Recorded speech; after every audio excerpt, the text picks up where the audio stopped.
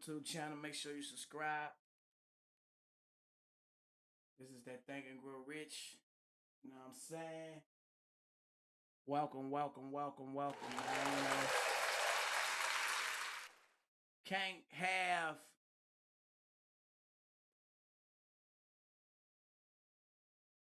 money if you ain't money conscious. You know, a lot of people don't realize how strong the mind is when it comes to accumulating riches. Come to accumulating riches in spirit, in your finances, monetary gain. You know, it all come back to the way you think. The way you think gonna determine the way you bank. You know what I'm saying? And we left off on self-confidence and Think and Grow Rich book. If your mind ain't set, you ain't ready to go. You know what I'm saying? If you apply these principles with anything, any endeavor it may be, it don't matter. When it comes to getting money, they don't teach us how to think for ourselves in school. And that's what financial literacy basically is. It's a mindset. And if your mind ain't set, you ain't ready to go, man. So you know, you wonder why 98% of the world is going through poverty, expecting handouts, wanting people to give them this and give them that. And when people feed them like that, they get lost in the sauce to reality of what's really going on. You know what I'm saying? Like people, especially in America, where it's supposed to be the land of the free, is still locked up mentally. You know what I'm saying? I refuse to be one of those people at 14 years old. You know, that's the last time I had a real employee job, like having an employee mindset. I'm not against people that work. I'm against people that work and not thinking further than that job. You know what I'm saying? You can use your job as a stepping stone to get where you want to go. But if you don't have no plan for that, then you ain't thinking. You set up in the system. You know what I'm saying? Like social media should be used as a tool for any and everybody. You know what I'm saying? Like it's no excuses, bro. There's no excuses at all for nobody to be broke unless they broke in. Feel me? So self-confidence. How do you develop self-confidence? We're going to go back over it. The first thing you do, I know that I have the ability to achieve the object of my definite purpose in life. Therefore, I demand of myself persistent, continuous action toward its attainment. And I here and now promise to render such action. Sometimes you got to talk to yourself. You got to prep yourself. You got to pep talk.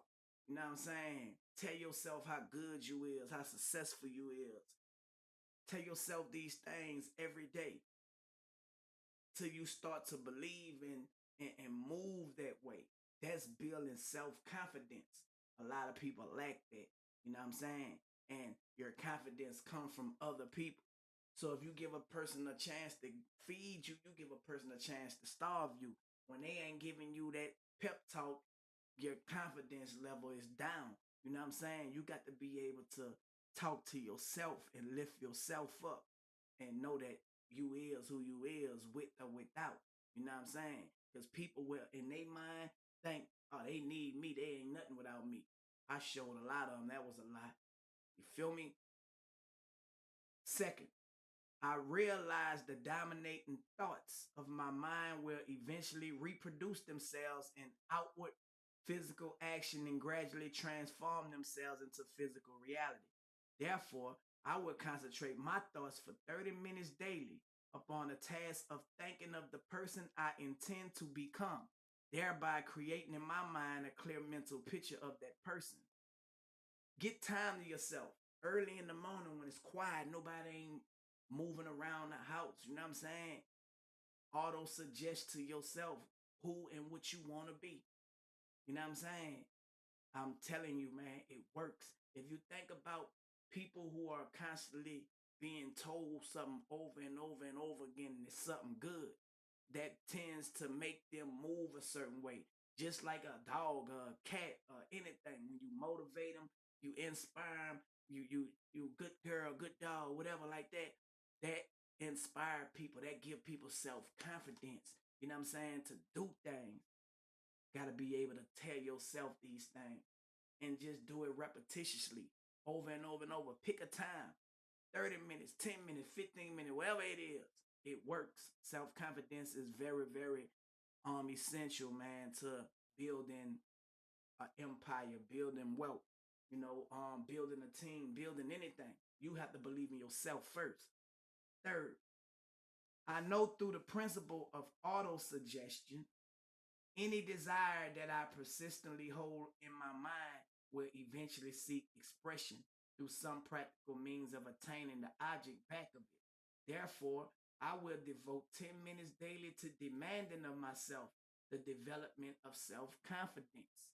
You know what I'm saying? Demand to yourself like you want to demand to somebody else. What demands do you have on yourself? You know what I'm saying? You determined to have and get whatever you telling yourself over and over again. You know what I'm saying? The fourth thing, I have clearly written down a description of my definite chief aim in life, and I would never stop trying until I should have developed sufficient self-confidence for its attainment. You know what I'm saying? Sometimes you gotta write it down. You gotta see it. Sometimes you got to see what you thinking. You know, write it down, write your vision out. You know what I'm saying? When you see this backdrop right here, feel me? This is a vision that I had before I put it there, and it's bigger now. You know what I'm saying? It's like the vision is growing bigger and bigger. YNT Empire started off as a thought in my head in jail. You know what I'm saying? Now it's a movement. You know what I'm saying? Hot Boy Turk started as a idea. You know what I'm saying? Now the whole world know who Hot Boy Turk is. Big Thuggin Podcast gonna be the #1 podcast in the world. You know, y'all see I do this on a Friday. I do it whenever I feel like doing it. You know what I'm saying? Consistency is the key, bro. When you have did something before, it's easier for you to do it again. If you hadn't did nothing, then you not gonna do nothing at all. You feel me? If you never decide to do it, that's why a person who have had riches, a person who have had successful businesses, and just lost it for whatever reason they had it, it don't be no problem for them to get back on their feet because they know how. They know how. They know how to do it. And when you know how to do something, it's like riding a bike. You never forget. You know what I'm saying? So yeah, self confidence is very, very, very necessary, man, for you to have in your life. The fifth thing is I fully realize that no wealth or position can long endure unless built upon truth and justice. Therefore, I will engage in no transaction which does not benefit all whom it affects. I will succeed by attracting to myself the forces I wish to use and the cooperation of other people. I will induce others to serve me because of my willingness to serve others. I will eliminate hatred, envy, jealousy, selfishness, and cynicism by developing love for all humanity because I know that a negative attitude toward others can never bring me success. I will cause others to believe in me because I will believe in them and in myself. You have people that get online and hate you. And I don't understand if you don't like a person and you hate them or whatever, why are you tuned in to what they got going on? I don't think you really hate them. I think you hate what they doing and you wish you can do what they doing and you don't have no self-confidence in yourself. You know what I'm saying? So a lot of people try to um take away your self-confidence. You feel me? By telling you things that's contrary to what you believe. You can't believe what the naysayers saying. That's why you got to protect your energy. Stay away from people that's an enemy. You know what I'm saying? And that's all in attaining self-confidence. A lot of people have not because they don't believe. A lot of people have not because they don't have self confidence. You know what I'm saying? When you have self confidence, some people might call it arrogant, cocky. Nah, it's self confidence. There's nothing wrong with knowing who you are. You know what I'm saying? There's nothing wrong with knowing what you can do. There's nothing wrong with standing on 10. You know what I'm saying? 8 finger, 2 thumb. There's nothing wrong with that. Stay away from the people who think it's something wrong for you having self confidence. You know what I'm saying? Because it might rub off on you. You feel me? Don't worry about the naysayers. It's easy to take hardship, use God's gift in spite of negativity. Like you can spot a hater from a mile away. You can spot negativity from a mile away. But you have to be the one to be strong enough to not indulge in it. Because it really like shows a lack of self-confidence when you indulge in somebody who, is not on your level, honestly. And we all fall short at times when I do too. You know what I'm saying? So that's why I work on my mental. I work on becoming a strong person so I can not deal with certain situations at all. Like I'm gonna be so strong to the point where nothing will ever affect me again. You know what I'm saying? So you have to work on it. I'm a long way from where I used to be when I used to do what I used to do. You feel me? So long as you realize you're getting better, you keep on practicing, you're gonna get more better. You know what I'm talking about? Back of this formula is a law of nature. Wait, I would sign my name to this formula, commit it to memory, and repeat it aloud once a day, with full faith that it will gradually influence my thoughts and actions so that I will become a self reliant and successful person. Back of this formula is a law of nature which no man has yet been able to explain. It has baffled the scientists of all ages. The psychologists have named this law autosuggestion and let it go at that. The name by which one calls this law is of little importance. The important fact about it is it works for the glory and success of mankind if it is used constructively. On the other hand, if used destructively, it will destroy just as readily. In this statement may be found a very significant truth, namely that those who go down in defeat and in their lives in poverty, misery, and distress do so because of negative application of the principle of autosuggestion. The cause may be found in the fact that all impulses of thought have a tendency to clothe themselves in their physical equivalent. Whatever you're thinking, it will come to pass. You know what I'm saying? It will become physical. You feel me? So, with that being said, what are you thinking right now? What are you thinking right now? You know what I'm saying? If you're thinking negativity, guess what? That's what you're going to manifest in your life. Ain't no way around it. Ain't no way around it. Feel me? The subconscious mind, the chemical laboratory in which all thought impulses are combined and made ready for translation into physical reality, makes no distinction between constructive and destructive thought impulses. Your mind don't know the difference from destructive or constructive. You got to be the one to determine that. You have the choice. Your mind is obedient. Your mind is gonna manifest whatever you focused on. It don't know the difference. You know what I'm saying? So you have to be the one that's strong to know the difference. You have to be the one that's strong to know the difference, man. So and a lot of people fall weak. A lot of people have low self-esteem. Low. And when you got low self-esteem, bro, misery loves company. You know what I'm saying? Hurt people like to hurt people.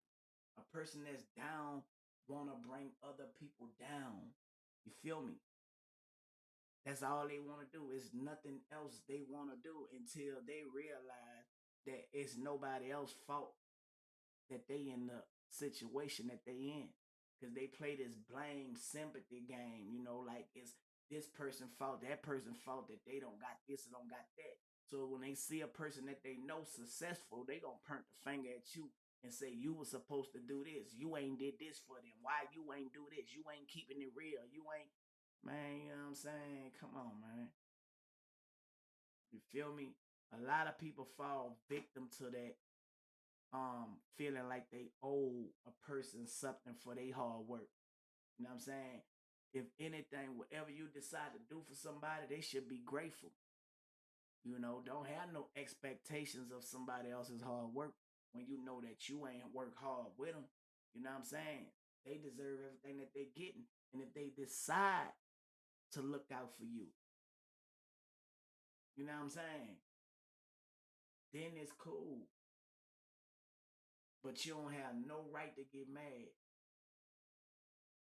and try to defamate their character, try to stop them from going forward, or whatever you may try to do. You feel me? But they always try to no avail. The subconscious mind, a chemical laboratory in which all thought impulses are combined and made ready for translation into physical reality, make no distinction between constructive and destructive thought impulses.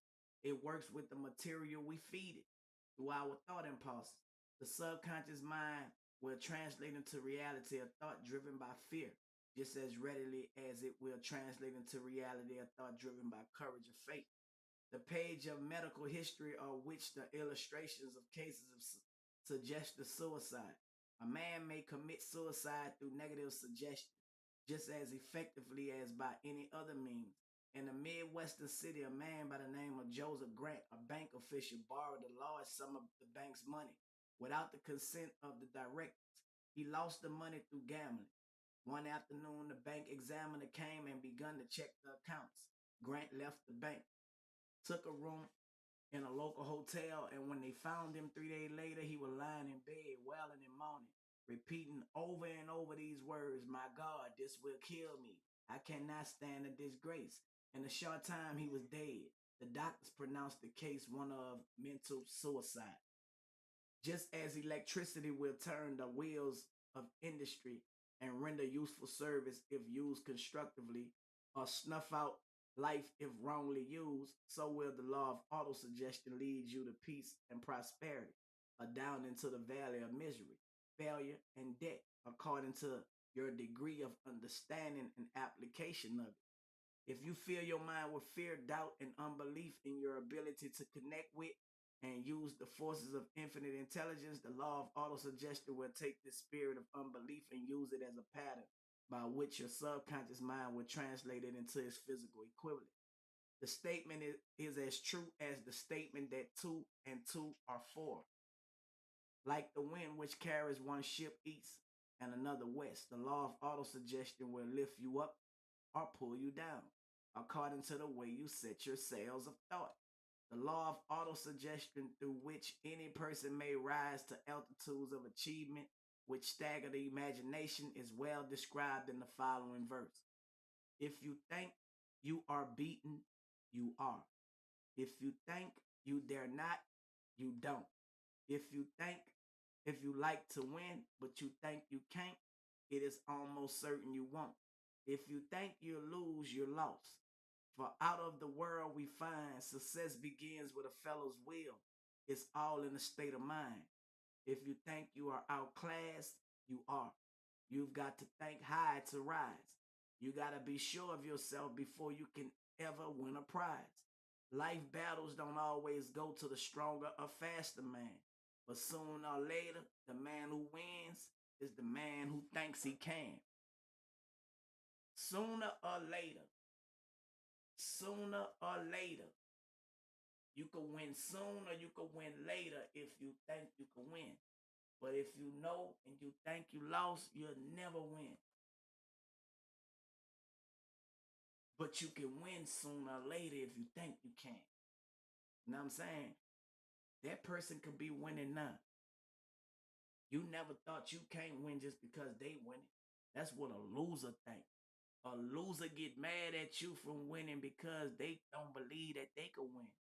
They want your spot, but don't want to do what you did or doing. You know what I'm saying? It makes sense when you start reading these books and start evaluating your mindset. Everything is all about a mindset. People got messed up mindsets in the world. You know what I'm saying? That's why things happen the way they happen. Not because nobody made you. It's because you got a weak mind. You made yourself. You laid that bed. You made that bed. You got to lay in it. Feel me? Can't nobody make you do nothing. You know what I'm saying? Can't nobody make you do nothing. Man, when I realized how strong my mind was after going to prison, you know what I'm saying, being locked up at 22 years old, and I realized everything that was happening to me was my fault. I had to hold myself accountable for not being able to decipher what was a good contract and what wasn't. You know what I'm saying? That's why I don't come out here bashing, my old record label, none of that. You know what I'm saying? I could deal with it. I suck it up. You know what I'm saying? But I learned from it. So now I deal with the way I deal with people about business is strictly business. And I see why people don't be wanting to deal with people when it comes to business because it make a lot of people mad.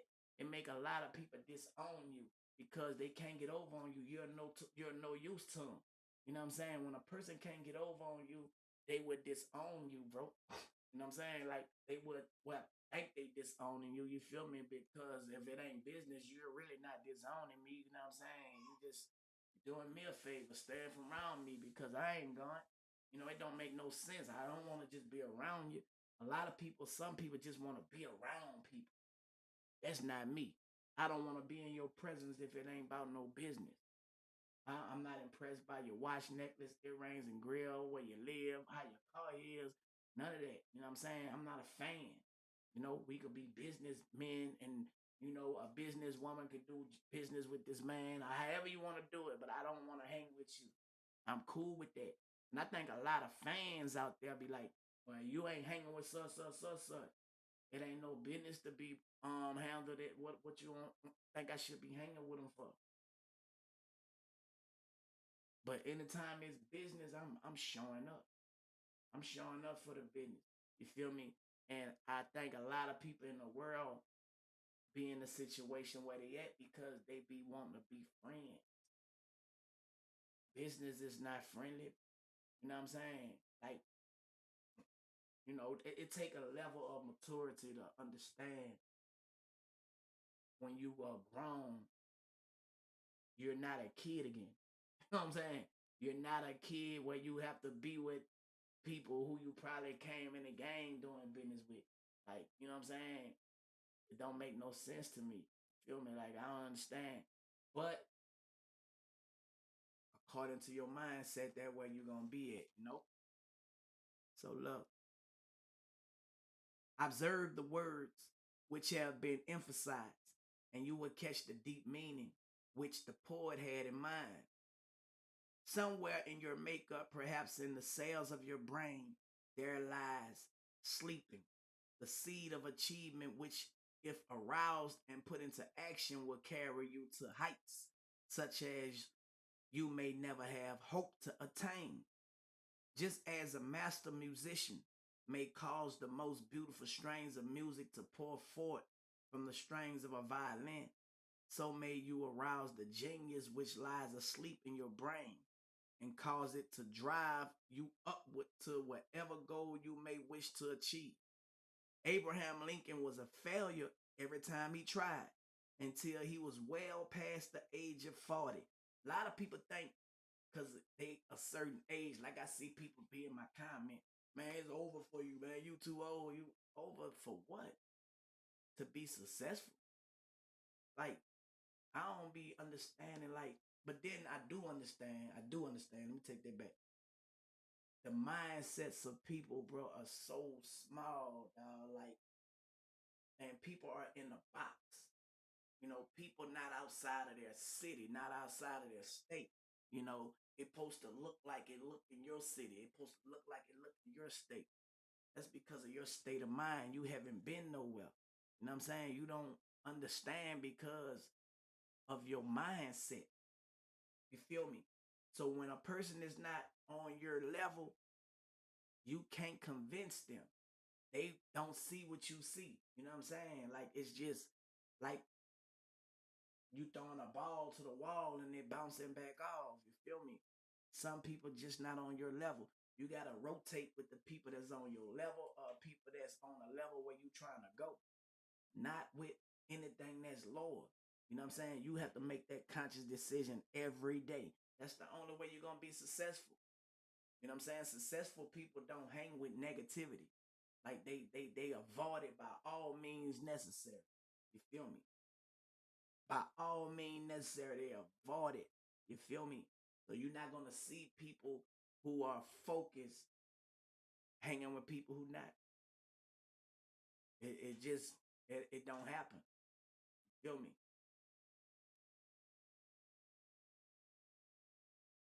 He was a Mr. Nobody from nowhere until a great experience came into his life, aroused the sleeping genius within his heart and brain, and gave the world one of its really great men. That experience was mixed with the emotions of sorrow and love. It came to him through Anne Rutledge, the only woman whom he ever truly loved. It is a known fact that the emotion of love is closely akin to the state of mind known as fate. And this for the reason that love comes very near to translating one's thought impulses into their spiritual equivalent. During his work of research, the author discovered from the analysis of life work and achievements of hundreds of men of astounding accomplishment that there was the influence of a woman's love back of nearly every one of them. The emotion of love in the human heart and brain creates a favorable field of magnetic attraction, which causes an influx of the higher and finer vibrations which are afloat in the ether. When you love something, you go hard. You know what I'm saying? With your business, if you love doing what you do, you gonna eventually get paid for what you love. You know what I'm saying? People don't love what they do, and that's why they don't last in what they trying to do or what they doing. They don't last in it. You only doing it because of somebody else. You really don't got no love for it. You feel me? That's the difference. That's the difference in you and me. I got love for this. What I do, I got love for it. So, I can do it when it ain't a dollar being involved and still see light at the end of the tunnel. You know what I'm saying? I'm not gonna stop because I don't see a dollar today or tomorrow or this, that. Because I love what I'm doing. You know what I'm saying? And when you love what you're doing, sky is not the limit. Like it's like, bam, you start getting paid eventually for what you love. Just start loving some stuff and putting your all into it. You know what I'm saying? You're gonna go hard for what you love, man. The emotion of love in human heart and brain creates a favorable field of magnetic attraction, which causes an influx of the higher and finer vibration, which are afloat in the ether. If you wish evidence of the power of fate, study the achievement of men and women who have employed it. At the head of the list comes the Nazarene. Christianity is the greatest single force which influences the minds of men. The basic of Christianity is faith. No matter how many people may have perverted or misinterpreted the meaning of this great force, and no matter how many dogmas or creeds have been created in its name, which do not reflect its tenets, the sum and substance of the teachings and achievements of Christ, which may have been interpreted as miracles, were nothing more nor less than faith. If there are any such phenomena as miracles, they are produced only through the state of mind known as faith. Some teachers of religion and many who call themselves Christians neither understand nor practice faith. Let us consider the power of faith as it is now being demonstrated by a man who is well known to all civilization, Mahatma Gandhi of India. In this man, the world has one of the most astounding examples known to civilization of the possibilities of fate. Gandhi wields more potential power than any man living at this time. And this despite the fact that he has none of the orthodox tools of power, such as money, battleships, soldiers, and materials of warfare. Gandhi has no money. He has no home. He does not own a suit of clothes, but he does have power. How does he come by that power? People would get mad, and it could be people who got a lot of money. getting mad at people who don't got a lot of money, but they still got power. They got power to have the same thing going for themselves that you got going, that you spending money for. You know what I'm saying? And a lot of people be hateful because of that. I deal with it every day. Man, how he able to do this? How he able to do that? He got to be stopped. Can't stop a powerful person that got faith. You know what I'm saying? A person that's self-confident. A person that can do anything that he put his mind to. You cannot stop him. No matter what you try to do, who you try to send. You know what I'm saying? You cannot stop a person like that. You feel me? He created it out of his understanding. When you understand what, who, and where, the principle of faith, and through his ability to transplant that faith into the minds of 200 million people. You know what I'm saying? When you could do what you do it good, do it well, and induce somebody else to do the same thing, that's power. I don't care how much money you got. When a person got power, they can have the same results that you have. Because they got ability. They got determination. You know what I'm saying? They got the same resource that you had to get where you at. But you got selfish with it. You know what I'm saying? You got selfish with it. So you limit yourself. With $100 million, if you're selfish, you limit yourself from everybody else. And you gonna start hating. You gonna start hating. Money don't move everything, man. You feel me? It don't. Some people just rock with people because of their faith, their determination, the ability that they have. You know what I'm saying? Gandhi has accomplished through the influence of fate that which the strongest military power on earth could not, and never will accomplish through soldiers and military equipment. He has accomplished the astounding feat of influencing 200 million minds to coalesce and move in unison as a single mind. What other force on earth except fate could do as much? When you got fate, bro, you could build a mastermind group and have everybody in formation doing the same thing, man. It's something about having that faith and getting a team to be on the same type of mindset. It ain't nothing you can't do. It's nothing you could do. If you don't have faith in the process, if you don't have faith in the leader of your team, drop your badge. That's what I tell people on Bigo. If you ain't doing this, you ain't willing to do that, man, drop your badge. You ain't on the same type of time. You have to be on the same type of time in order to see the benefits. Or you're going to wind up being a person that going to be bitter, hateful, dividing to conquer. You know what I'm saying? It's not going to work for you because your mind is not set like everybody else. You're not a part of the mastermind group. You that rich person that have became selfish. And you wind up being by your damn self.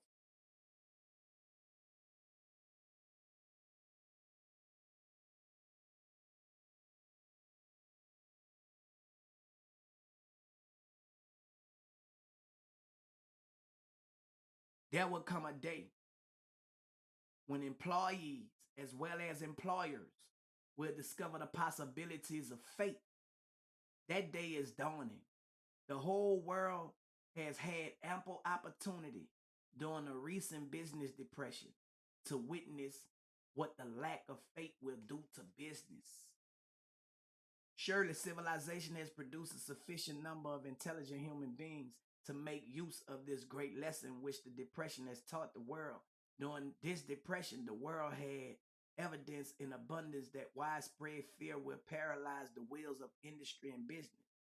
Out of this experience will arise leaders in business and industry who will profit by the example which Gandhi has set for the world, and they will apply to business the same tactics which he has used in building the greatest following known in the history of the world.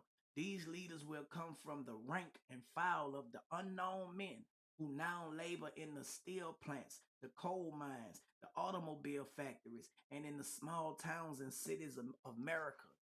Right now is a time where if you have faith and you believe, you can achieve what the rich people are achieving. But you have to believe in yourself, in your team. I believe in myself, so I'm going to be consistent. I know this going to work. Build with other people who think the same way and watch how fast you go up. But as long as you trying to tear down and thinking you could bring people to your level, man, people is moving in faith. You can't, you know what I'm saying? Like, it don't make, you know, you ain't gonna do nothing but make yourself mad trying to make another person fall. You're gonna make yourself madder and madder and madder. You're gonna be mad, extra mad. I guarantee you're gonna be mad watching me. My mind is Think and Grow Rich. I study this. I study these books, not just read. I study and I apply. I apply the instructions in these books and make them a part of my life. So you make your mind strong, yourself strong when you apply the power that you receiving out of these books. The knowledge is the power. Knowing is half the battle, but doing it is the other half. So now that you know, but you need to do what you know. Because people don't get paid for what they know. They get paid for what they do or what they know. You know what I'm saying? So if you're not applying pressure with the knowledge, you stagnant. You only got half of it. Time to put this knowledge to work. You know what I'm saying? Surely civilization has produced a sufficient number of intelligent beings to make use of this great lesson which the depression has taught the world. During this depression, the world had evidence in abundance that widespread fear would paralyze the wheels of industry and business. Out of this experience will arise leaders in business and industry who will profit by the example which Gandhi has set for the world. And they will apply to business the same tactics which he has used in building the greatest following known in the history of the world. These leaders will come from the rank of file of the unknown men. You don't have to be known to become successful. And you don't have to be with the known to become successful. Because 9 times out of 10, sometimes the known don't want you to be successful because they got low self-esteem. They have got so far up to where they forgot humanity. You know what I'm saying? And other humans are making them insecure because now they're operating in fear. They see, damn, it ain't never been this many people with opportunity before. Everybody had to come through me. Now people are waking up and it's too much opportunity. So now the people over here fear the regular people. Regular people on their ass. Regular people on their ass. All the regular people are becoming the celebrities now. Because the regular people have been struggling for so long to where we had no other choice but to figure it out. Because they wasn't trying to give it to us, including me being an underdog. Yeah, I'm a celebrity, but I'm an underdog celebrity. I know what it is over here because I peeped in.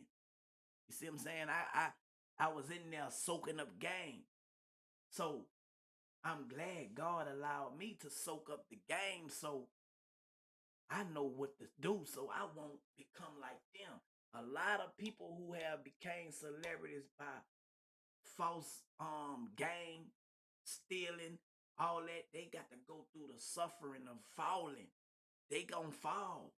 The ones who first gonna be last, and the ones who last gonna be first. That's prophecy.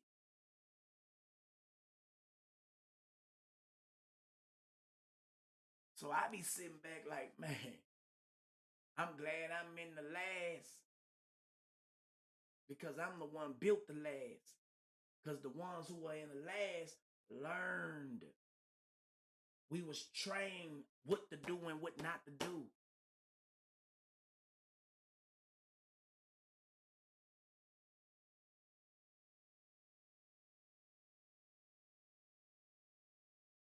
Y'all was blessed to be a blessing and ain't even blessed the people. So guess what? It's our turn now. And they fear that. They fear it. Selfish people who forgot about humanity fear regular people becoming what they was. So when you find yourself with a fan mentality, when you have studied, learned, got the knowledge, and applying it, and now these people over here try to come and use you.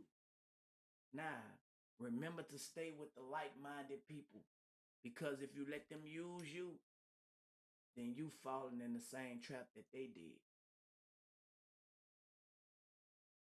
You got to stay with your kind, or you will be deceived. You will be deceived, bro. So, I don't mind being regular, but I'm not regular. But the humble, when I speak from a spiritual standpoint. Regular as in being humble, meek. The meek shall inherit. You know what I'm saying? So don't take regular in the physical thing like a regular. I ain't nobody. I'm just a regular human being. Nah, I'm speaking from a spiritual standpoint. You know what I'm saying? When I talk, it's spiritual talk. You know, and you have to have faith to understand what I'm saying. See, I woke up and realized who I was. I'm a spiritual being. I'm not a human being. So when I talk and I do things like God have showed me how to do it. I speak things as if they are, even if they're not, because I'm a creator of my life. I know life and death is in the power of the tongue. I walk by faith, not by sight. You feel me? So if you the type of person that's on that type of time, you're gonna be successful, man. But if you're not walking like that and you walking by sight, you're not gonna be able to get to it because you're not gonna have no self-confidence. You're not gonna tell yourself that you are this and you are that.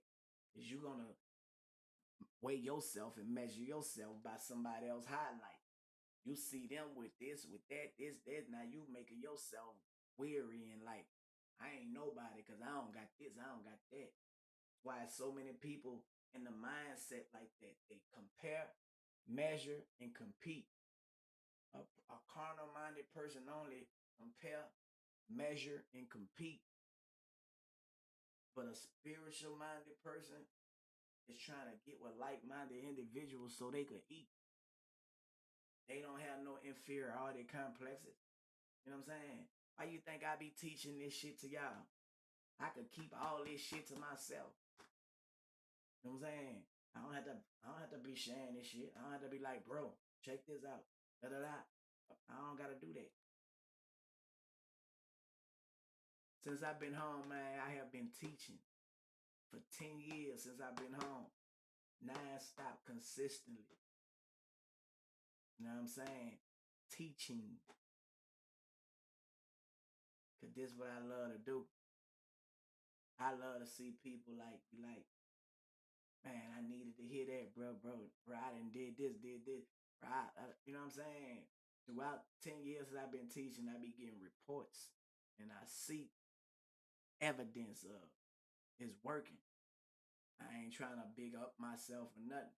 Because I did what I do now when I was on that side. It's just that people try to take the credit for what I did. See, when you on that side, people try to take the credit for what you do. But I try to make it like, man, you ain't nobody, man. Why is you trying to take the credit for stuff that I did, though? It don't make sense. You trying to take the credit for what I did, it's funny to me.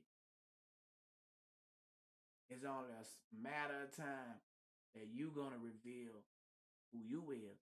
Because unlike y'all, I live in my personality. My personality is my reality. A lot of y'all live in an image. And it's only a small amount of time for that image be blemished. So if you are that type of person, man, my advice to you is to repent.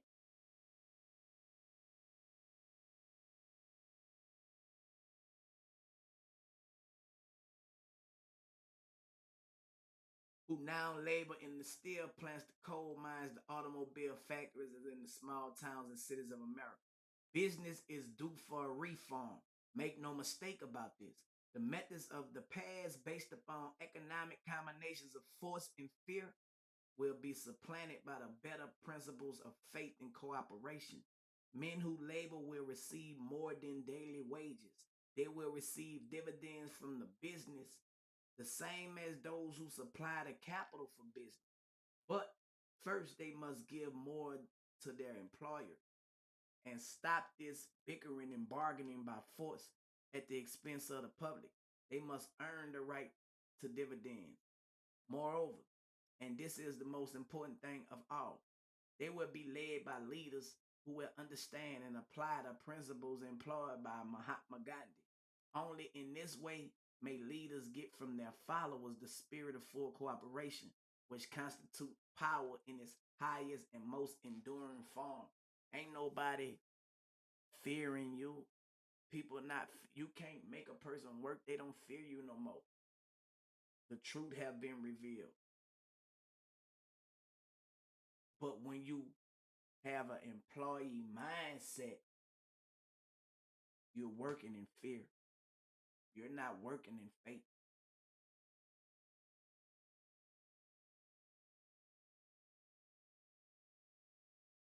The name of this book is Think and Grow Rich. You're not, when you have an employee mindset, you working in fear, not faith.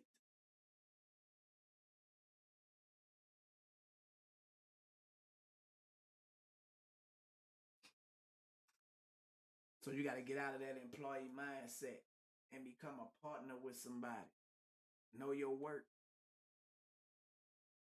Have self-confidence. Moreover, and this is the most important thing of all, they will be led by leaders who will understand and apply the principles employed by Mahatma Gandhi. Only in this way may leaders get from their followers the spirit of full cooperation, which constitute power in its highest and most enduring form. This stupendous machine age is which we live and from which we are just emerging has taken the soul out of men. Its leaders has driven men as though they were pieces of cold machinery. They were forced to do so by the employees who have bargained at the expense of all concerned to get and not to give.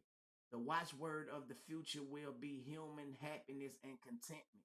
And when the state of mind shall have been attained, the production will take care of itself more effectively than anything that has ever been accomplished where men did not and could not mix fate and individual interest with their labor. Because of the need for faith and cooperation in operating business and industry, it will be both interesting and profitable to analyze an event which provides an excellent understanding of the method by which industrialists And businessmen accumulate great fortunes by giving before they try to get. The event chosen for this illustration dates back to 1900, when the United States Steel Corporation was being formed. As you read the story, keep in mind these fundamental facts and you will understand how ideas have been converted into huge fortune. First, the huge United States Steel Corporation was born in the mind of Charles M. Schwab in the form of an idea he created through his imagination. Second, he mixed fate with the idea. Third, he formulated a plan for the transformation of his idea into physical and financial reality. Fourth, he put his plan into action with his famous speech at the University Club. Fifth, he applied and followed through on his plan with persistence and backed it with firm decision until it had been fully carried out. Six, he prepared the way for success by burning desire for success. If you are one of those who have often wondered how great fortunes are accumulated, this story of the creation of the United States Steel Corporation will be enlightening. If you have any doubt that men can think and grow rich, this story should dispel the doubt because you can plainly see in the story of the United States Steel the application of a major portion of the 13 principles described in this book. This astounding description of the power of an idea was dramatically told by John Lowell in a New York World Telegram, with whose courtesy it is here reprinted. A pretty after-dinner speech for $1 billion. When on the evening of December 12, 1900, some 80 and the nation's financial nobility gathered in the banquet hall of the University Club of the Fifth Avenue to do honor to a young man from out of the West. Not half a dozen of the guests realized they were to witness the most significant episode in American industrial history. J. Edward Simmons and Charles Stewart Smith, their hearts full of gratitude for the lavish hospitality bestowed on them by Charles M. Schwab. During a recent visit to Pittsburgh, had arranged a dinner to introduce the 38-year-old steel man to Eastern Banking Society, but they didn't expect him to stampede the convention. They warned him, in fact, that the bosoms within New York stuffed shirts would not be responsive to oratory, and that if he didn't want to board the Steelhands and the Harrimans and the Vanderbilts, he had better limit himself to 15 or 20 minutes of polite vaporings and let it go at that. People always try to put their fears on you. But when you're a person that walking by faith, nobody fears of what they think can't and what should matter in your life. And this is what Charles didn't allow them to do. He didn't allow people fears and their ideas to outshadow his idea. And right now, bro, my idea is different from people that I used to rock with. You know what I'm saying? My mindset is different from people I used to rock with. You feel me?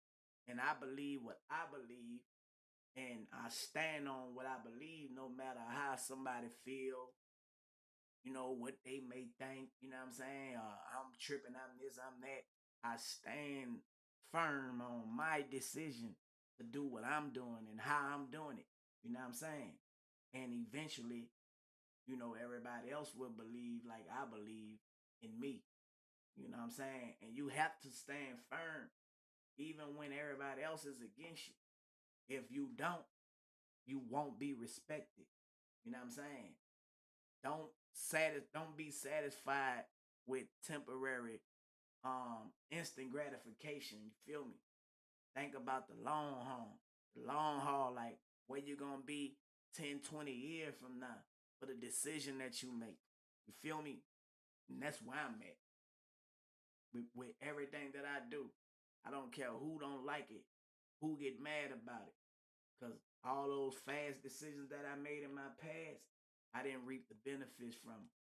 You know what I'm saying? So I know better. I know better to fall for the okie doke of what it looked like. You know what I'm saying? Nah, it got to be what it is for me.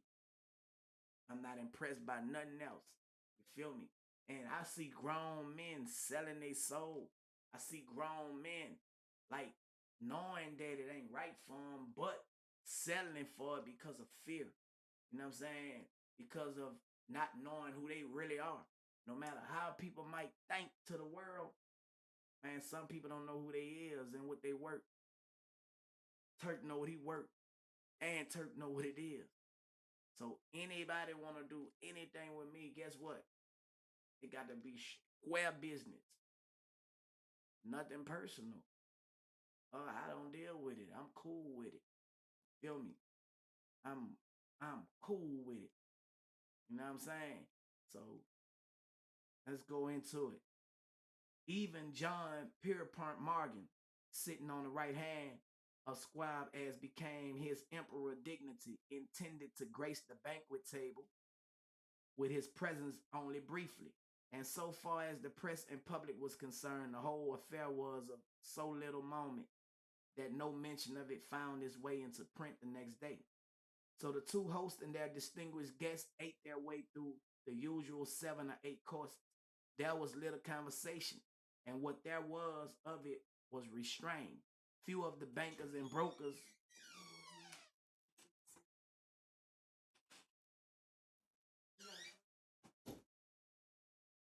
sounds and fried from chicken.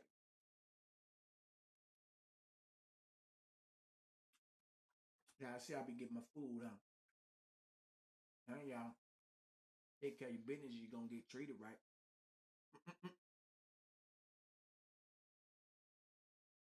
Few of the bankers and brokers had met Squab, whose career had flowered only way along the banks of the Mangoella, and none knew him well.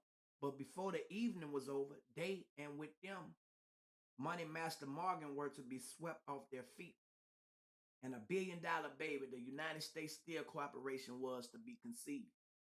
It is perhaps unfortunate for the sake of history that no record of Charlie Schwab's speech at the dinner ever was made. He repeated some parts of it at a later date during a similar meeting of Chicago bankers, and still later when the government brought suit to dissolve the Steel Trust, he gave his own version from the witness stand of the remarks that stimulated Morgan into a frenzy of financial activity.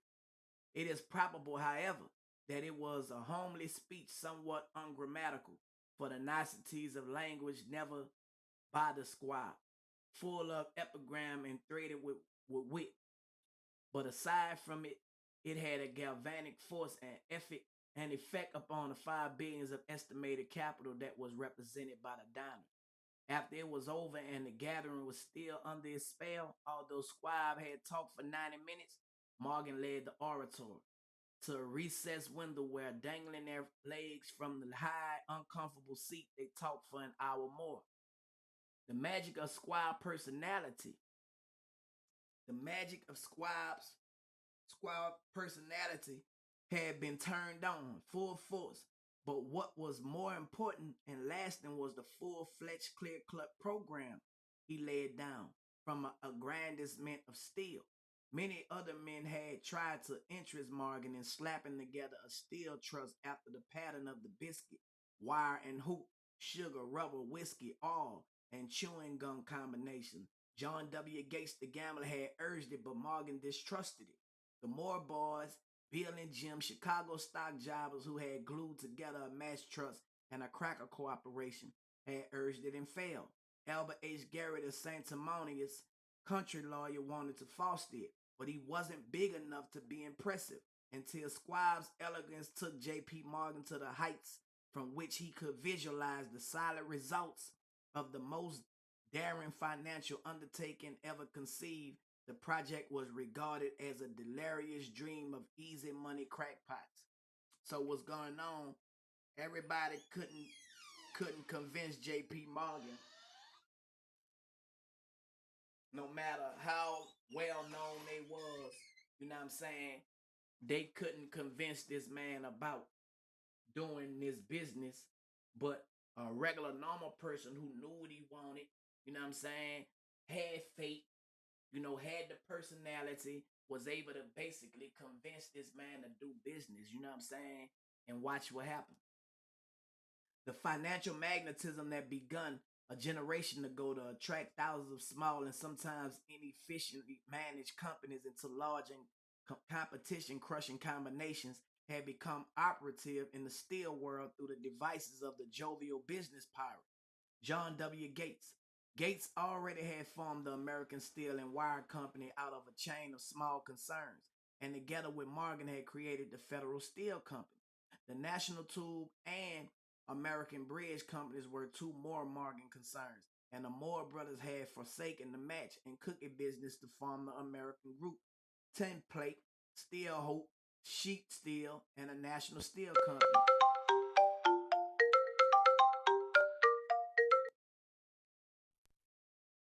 But by the side of Andrew Carnegie's gigantic vertical trust, a trust owned and operated by 53 partners, those other combinations were picayune. They might combine to their heart's content, but the whole lot of them couldn't make a dent in Carnegie's organization, and Morgan knew it. The eccentric old Scot knew it too. From the magnificent heights of Skibo Castle, he had viewed first with amusement and then with resentment the attempts of Morgan's smaller companies to cut into his business. When the attempts became too bold, Carnegie's temper was translated into anger and retaliation. He decided to duplicate every mill owner by his rivals. Here, too, he hadn't been interested in wire, pipe, hoops, and sheet. Instead, he was content to sell such companies the raw steel and let them work into whatever shape they wanted. Now, with Squab as his chief and able lieutenant, he planned to drive his enemies to the wall. So it was that in the speech of Charles M. Squab, Morgan saw the answer to his problem of combination.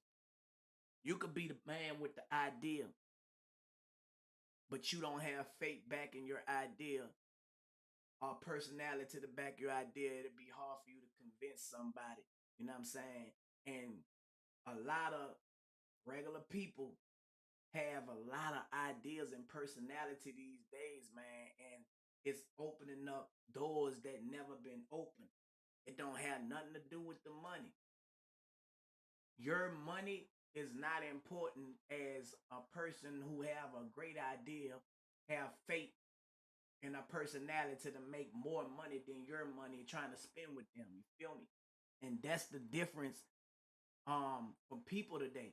You know what I'm saying? That's how us regular people gonna win by our ideas. Our ideas that we are coming up with is the fortunes these days, y'all. You know what I'm saying? Don't be don't be so, hard on your idea that you come up with. Move and go with your move. Go with your move. A lot of these celebrities are not smart enough to think, and they don't have no personality because they think they money could buy everything. You feel me? That shit is over with.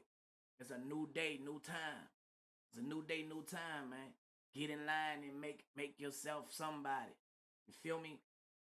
Squab's speech on the night of December 12th, 1900 undoubtedly carried the inference, though not the pledge, that the vast Carnegie enterprise could be bought under the Morgan tent.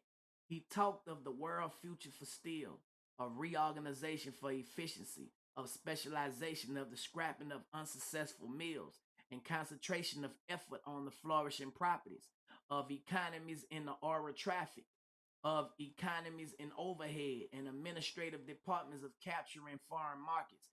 When you could paint a picture for somebody and you could become a professional problem solver, you know what I'm saying? You make yourself an asset. This is how you get yourself in, man, by solving world problems. If you can come up with an idea that can solve a problem, that right there can be your way in the game. That could be your way to fortunes. You know what I'm saying? A lot of people don't use their mind enough because they don't have faith. They don't have faith and they have low self-esteem. They don't believe in themselves. You know what I'm saying? Use your personality. Have faith. Believe in yourself first. And I guarantee you, bro, it's nothing that you won't be able to do. This is an example that I'm reading and I'm breaking it down But this is an example of what I'm breaking down. You feel me? So if y'all not following, y'all probably lost. I'm gonna be stopping and basically like reiterating what's going on. You know what I'm saying? I like to see other people testimony. Basically, this is a testimony of somebody using what I'm breaking down to y'all and it happening in their life and changing their life for the good. If That's why it's always good to hear people testimony. You know what I'm saying? Testimonies motivate and inspire people. You feel me? If a person is not talking no testimony, they talking bullshit. But they ain't trying to show you how. You know what I'm saying? You ain't showing me how. You ain't showing me what I can overcome if I'm going through the same shit that you went through and you overcame. You know what I'm saying? They got people selfish that won't tell you nothing. They just will show you they rewards. Get away from them. Get away from them. They don't got nothing to offer for you. Nothing. You feel me? But to make you mad. More than that, he told the Buccaneers among them wherein lay the errors of their customary piracy. Their purposes he inferred bad been to create monopolies, raise prices, and pay themselves fat dividends out of privilege. Squab condemned the system in his heartiest manner. The short-sightedness of such a policy, he told his hearers, lay in the fact that it restricted the market in an era when everything cried for expansion. By cheapening the cost of steel, he argued, an ever expanding market would be created. More uses for steel would be devised, and a goodly portion of the world trade could be captured. Actually, though he did not know it, Squad was an apostle of modern mass production. So the dinner at the University Club came to an end. Morgan went home to think about Squad Rosie prediction. Squad went back to Pittsburgh to run the steel business for wee Andrew Carnegie, while Gary and the rest went back to their stock tickers to fiddle around in anticipation of the next move. It was not long coming. It took Morgan about 1 week to disguise the feast of reason Squab had placed before him. When he had assured himself that no financial indigestion was the result, he sent for Squab and found that young man rather coy. Mr. Carnegie, Squab indicated, might not like it if he found his trusted company president had been flirting with the emperor of Wall Street, the street upon which Carnegie was resolved never to trade. Then it was suggested by John W. Gates, the go-between, that if Squab happened to be in the Bellevue Hotel in Philadelphia, J.P. Morgan might also happen to be there. When Squab arrived, however, Morgan was inconveniently ill at his New York home, and so on the elder man's pressing invitation, Squab went to New York and presented himself at the door of the financier's library. Now, certain economic historians have professed the belief that from the beginning to the end of the drama, the stage was set by Andrew Carnegie, that the dinner to Squab, the famous speech, the Sydney night conference between Squab and the Money King were events arranged by the County Scott. The truth is exactly the opposite. When Squab was called in to consummate the deal, he didn't even know whether the little boss, as Andrew was called, would so much as listen to an offer to sell, particularly to a group of men whom Andrew regarded as being endowed with something less than holiness. But Squab did take into the conference with him in his own handwriting 6 sheets of copperplate figures, representing in his mind the physical work and the potential earning capacity of every steel company he regarded as an essential star in the new metal firmament. 4 men pounded over these figures all night. The chief, of course, was Morgan, steadfast in his belief in the divine right of money. With him was his aristocratic partner, Robert Bacon, a scholar and a gentleman. The third was John W. Gates, whom Morgan scorned as a gambler and used as a tool. The fourth was Squab, who knew more about the process of making and selling steel than any whole group of men then living. Throughout that conference, the Pittsburghers' figures were never questioned. If he said a company was worth so much, then it was worth that much and no more. He was insistent too. He was insistent too upon including in the combination only those concerns he nominated. He had conceived a cooperation in which there would be no duplication, not even to satisfy the greed of friends who wanted to unload their companies upon the broad Morgan shoulders. Thus he left out, by design, a number of the larger concerns about which the Walruses and carpenters of Wall Street had cast hungry eyes. When dawn came, Morgan rose and straightened his back. Only one question remained. Do you think you can persuade Andrew Carnegie to sell? He asked. I can try, said Squab. If you can get him to sell, I will undertake the matter, said Morgan. So far, so good. But Carnegie sell.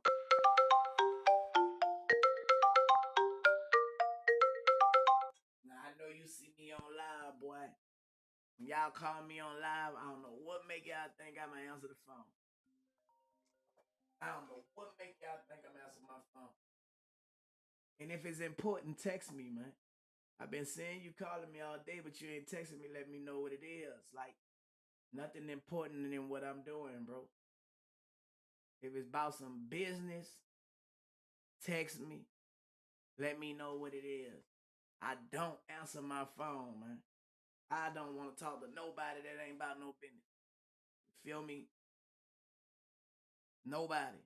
So let me know. And if it's about some business, because I know y'all watch. And I'm going to holler at y'all. Don't call me, ask me what I'm doing, because y'all see what I'm doing.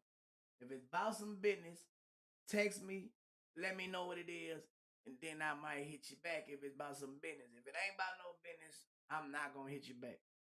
So, you know what I'm saying? Real life.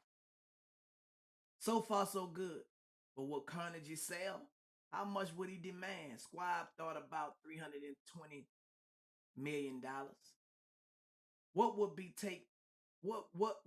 take payment in? Common or preferred stocks? Bonds, cash? Nobody could raise a third of $1 billion in cash. There was a golf game in January on the frost-cracking heat of the St. Andrew Links in the Welchester, with Andrew bundled up in sweaters against the cold, and Charlie talking volubly, as usual, to keep his spirits up. But no word of business was mentioned until the pair sat down in the cozy warmth of the Carnegie cottage hard by. Then, with the same persuasiveness that had hypnotized 80 millionaires at the University Club, Squire pulled out the glittering promises of retirement and comfort and untold millions to satisfy the old man's social caprices.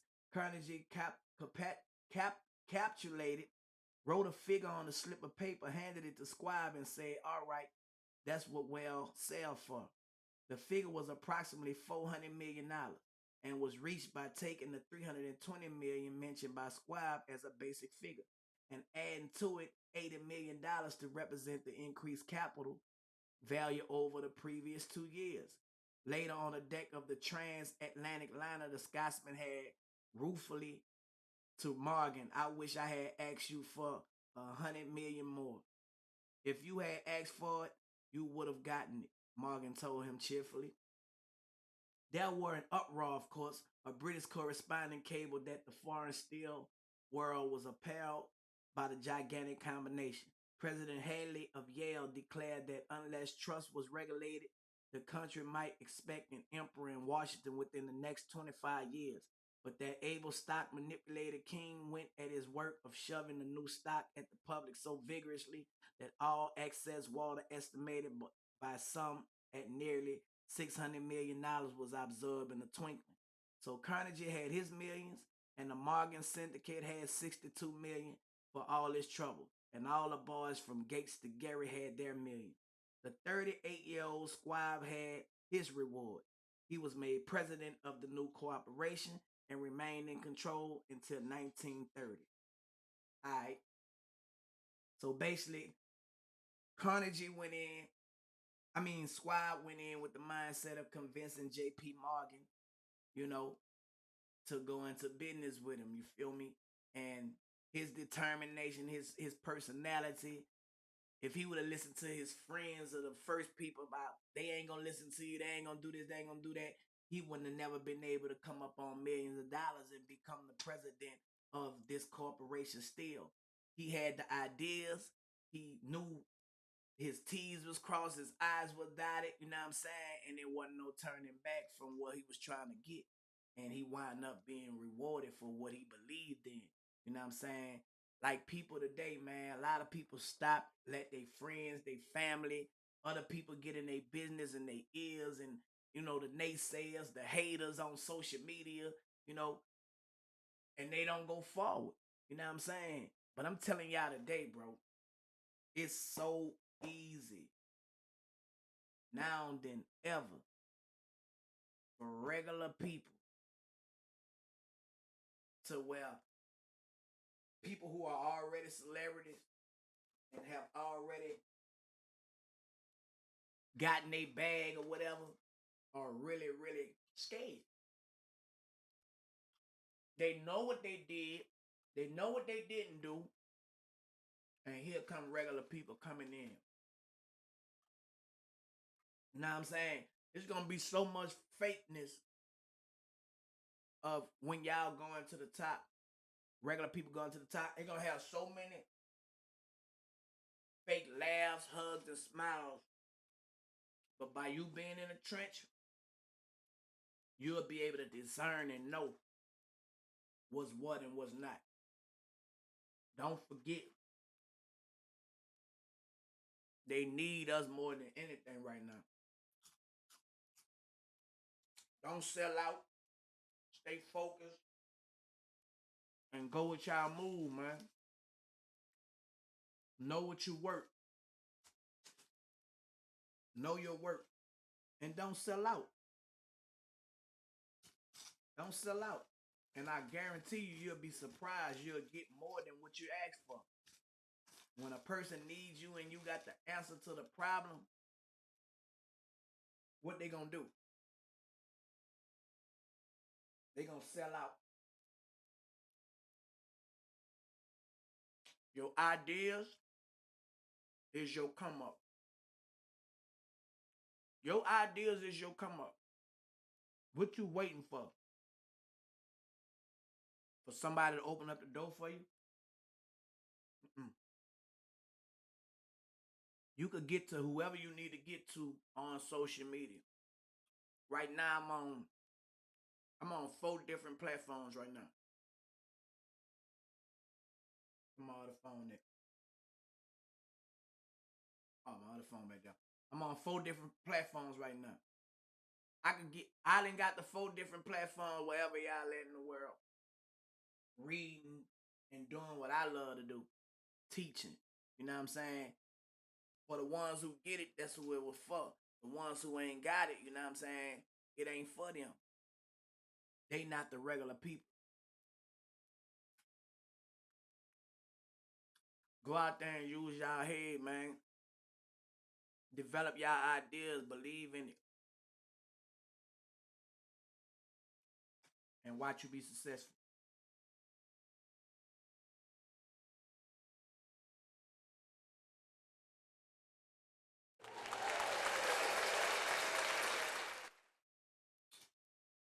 I'm gonna holler at y'all, YouTube. Don't forget to tune in tonight, man, 6 o'clock. Hot Boy Turk Artist Music Review. Come with that smoke. Y'all already know what it is, man. You know what I'm saying? Turk Bump It Dump It at gmail.com. It's $50 to skip the line. Cash out Mr. YNT. This is a free situation. But if you want to skip the line, you know what you got to do. I'm going to holler at y'all.